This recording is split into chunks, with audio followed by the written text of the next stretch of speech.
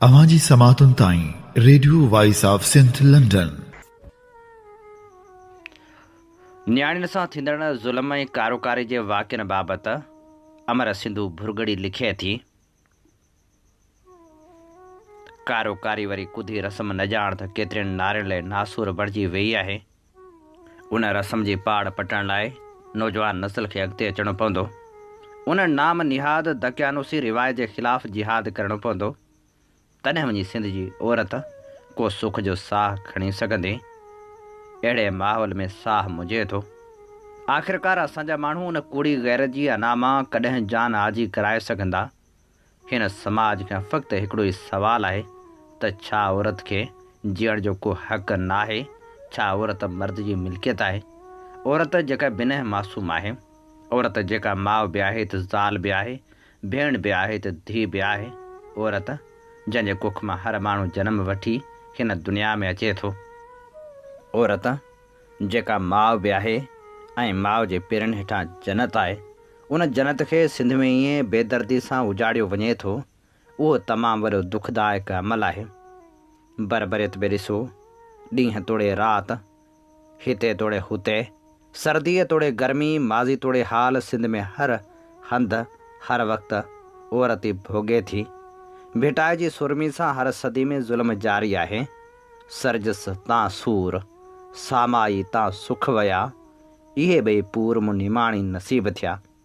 सिंधियाणी जिते रोज़ कारोकारी वरी कुधी रस्म में बेदर्दी सां मारी वञे थी, उते जिस्म जे बुखियुनि बघड़नि हथां पिणु दर्द भोॻे थी। सिंधियाणी जा दुश्मन पंहिंजा ई हूंदा आहिनि। हूअ धारियुनि हथां एतिरी धिकारजे नथी जेतिरी पंहिंजनि पापियुनि जे पाप नगर जो निशानो बणिजे थी। कुझु वक़्तु अॻु में भान सईदाबाद में IBA पास उस्ताद नूरैन फातिमा खे संदसि घर में ई गैरत जे नाले ते क़त्ल कयो वियो, जेको इंतिहाई अफ़सोसनाक ऐं अंधोनाक वाक़ियो हो, जंहिंजी जेतिरी मज़मत कजे घटि आहे। हीउ को नओं वाक़ियो न हो जो माण्हू खे हैरत थिए, छाकाणि त सिंध जी तारीख़ अहिड़नि वहशतनाक वारदातनि सां भरी पई आहे। कॾहिं मोनिका जी अस्मत लोई वञे थी त कॾहिं बुशरा जी बेहुरमती कई वञे थी, कॾहिं तानिया जी अस्मत तार तार कई वञे थी त कॾहिं संगीता सां साॻियो ज़ुल्म थिए थो। ताज़ो ज़िले मटियारे जे ॻोठ बखर जमाली जी न्याणी अफ़शां, जेका पेशेवराणे तौरु 17 ग्रेड में उस्ताद हुई, सब्जेक्ट स्पेशलिस्ट हुई, संदसि पैदाश कराची में थी ऐं पोइ गच अरसो दुबई में पंहिंजे माउ ऐं पीउ सां गॾु रही।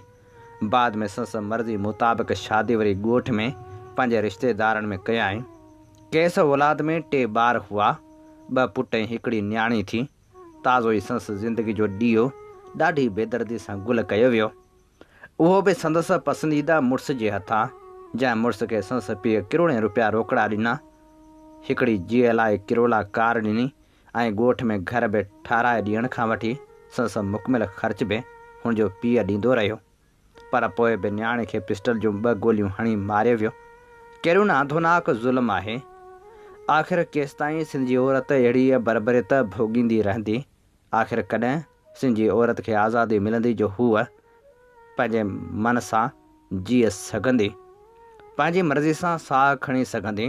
हिन समाज में सिंध जी औरत जो जीअण जंजाल कयो वियो आहे। अहिड़े बेदर्द समाज में सिंध जी औरत जो साह घुटिजी रहियो आहे। हीअ असीं अव्हांजी ख़िदमत में पेश करे रहिया हुआसीं अमर सिंधु भुरगड़ी जो लिखियल ख़ूबसूरत लेख। अवांजी समातुन ताईं radio voice of Sindh London.